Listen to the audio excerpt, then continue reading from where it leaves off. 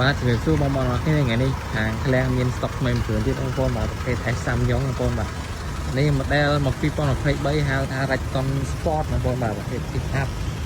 ពណ៌សកាម៉ៃបងប្អូនបាទនេះបងកង់20បង24ខបាទភ្លើងមុខភ្លើងពណ៌ LED បាទនេះត្រង់ក្រោយបាទបីជ្រៅបងប្អូនបាទឆ្នាំស៊ីនមកជុំបងប្អូនបាទឆ្នាំ2023ម៉ាស៊ីនមកសុទ្ធ 2.2 អូតូកាប់តាអាចចំណុចពិសេសផង Raycon Sport នេះ full option បងប្អូនបាទអីចុចបាទអីចុចខាងកង់ sensor មកក្រោយចុចសំណោតកាមេរ៉ា360បាទ smart key បងប្អូន360បាទពាន់ព្យាសិនជាចុចបាទ